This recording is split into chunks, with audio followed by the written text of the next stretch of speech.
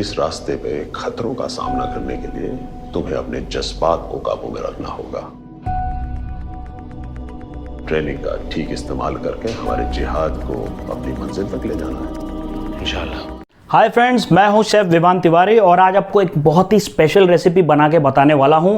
आप मुझे टेस्ट करके बताएंगे कि ये रेसिपी आपको कैसी लगी। तो चलिए शुरू करते हैं। एक बहुत बड़ा बाउल लीजिए।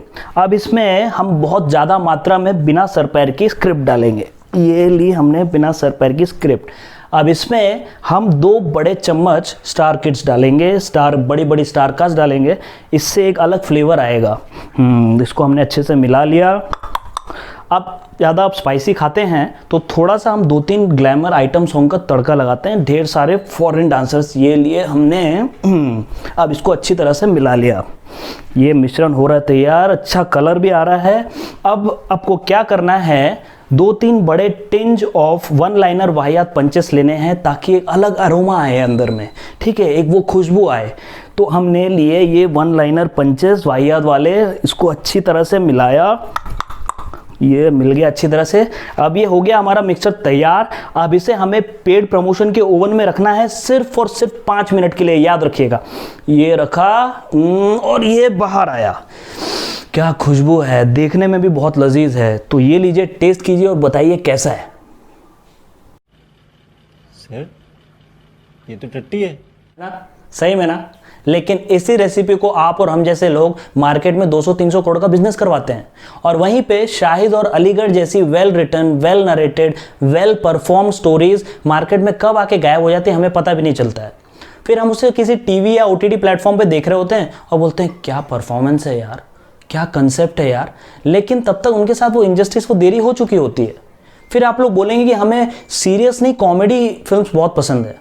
तो यार क्या कूल है, हमको कॉमेडी बोलने वाली ऑडियंस, मेरा उनसे रिक्वेस्ट है, जाके एक बार हेरा फेरी और दिल्ली बेली की स्टोरीज देख लीजिए। They were actually well written scripts.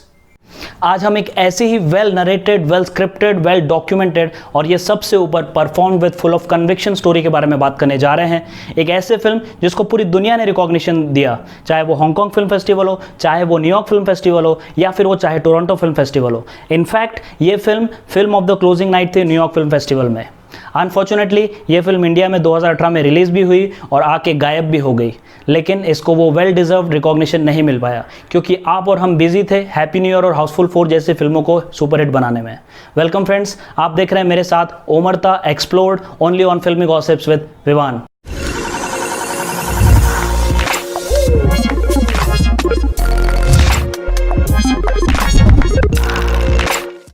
ओमरता, जिसका मतलब होता है कोड ऑफ साइलेंस या फिर total non cooperation with the authorities. ये एक रियल लाइफ बेस्ड इवेंट्स पे स्टोरी आधारित है। इसमें एक टेररिस्ट, एक खूंखार टेररिस्ट जो कि दिल्ली में एक रोहित नाम की फेक आईडी के साथ रह रहा है एज अ टूरिस्ट गाइड की हैसियत से। वहाँ वो 4 फॉरेनर्स को बेफ्रेंड करके बंदी बना लेता है और वो गवर्नमेंट से डिमांड करता है कि उसके 10 कश्मीरी प्रिजनर भाइयों को छोड़ा जाए। लेकिन luckily thanks to the police वो पकड़ा जाता है। ये घटना है 1994 की। इसके ठीक 5 साल बाद यानी कि 1999 में कुछ टेररिस्ट IC-814 नाम की एक फ्लाइट जो कि काठमांडू से कांधार जा रही है उसको हाईजैक कर लेते हैं और उसके पैसेंजर्स को छुड़ाने के बदले में वो अपने 4 टेररिस्ट को रिहा करने की मांग करते हैं, जिसमें से एक उमर सईद शेख भी होता है। यही उमर सईद शेख जो छुड़ाया जाता है ये आगे चल के 9/11 जैसे बड़े अटैक्स का मास्टरमाइंड बनता है। रिहा होने के ठीक 3 साल बाद यानी कि 2002 में उमर सईद शेख, जो कि पूरी दुनिया में अपना खौफ फैलाना चाहता है, वो तब बड़ी सुर्खियों में आता है जब वो वॉल स्ट्रीट जर्नल के पत्रकार डैनियल पर्ल का किडनैप करवा लेता है और उसकी लाइव टीवी पे बीहेडिंग करता है, जिसकी वजह से वो पूरी दुनिया में मोस्ट वांटेड टेररिस्ट की लिस्ट में आ जाता है और जल्द ही पाकिस्तानी अथॉरिटीज द्वारा कैप्चर कर लिया जाता है और उसे लाइफ इंप्रिजनमेंट हो जाता है। ओमरता उमर सईद शेख को बिना कोई हीरोइक ट्विस्ट देके ये बताना चाहती है कि कैसे एक लंदन बेस्ड ऑर्डिनरी फैमिली, जिनके पिताजी एक नॉर्मल सा क्लोथिंग का बिजनेस संभालते हैं, उनका बेटा जो कि एक लंदन स्कूल ऑफ इकोनॉमिक्स का ड्रॉप आउट है, कैसे उसके अंदर इतनी नफरत भर दी गई। उससे फलस्तीन, बोस्निया और कश्मीर में अपने भाई बहनों के खिलाफ हुए अत्याचार को दिखा के उसके अंदर कैसे इतनी नफरत भर गई कि उसके अंदर की दया खत्म हो गई, उसके अंदर का इंसान मर गया और वो एक कोल्ड ब्लडेड टेररिस्ट बन गया। The best and interesting thing I found about this movie is कैसे मेकर्स ने बड़ी सूझबूझ के साथ with the help of free wheeling interpolation and real life TV news footages इसको एक नेक्स्ट टू रियलिटी एक्सपीरियंस देने की कोशिश की गई है, how the terrorist acts were actually executed and at the same time makers try to explore the mind of Omar Saeed Sheikh, उस devilish cold blooded terrorist का थॉट प्रोसेस क्या है। इसका एक और प्लस पॉइंट जो नज़र आता है वो इसका स्ट्रॉन्ग स्क्रीन प्ले, जो कि आपको एक्शन सीक्वेंसेस में नजर आएगा, बिल्कुल नेक्स्ट टू रियल और जेन्यून लगता है और कोई भी एक डिटेल्ड बैक स्टोरी से इसकी सिंपैथी जोड़ी नहीं गई है और इसको बिल्कुल जेन्यूनली दिखाया गया है। Now I am talking about the most important part of this episode, which is why this episode is special.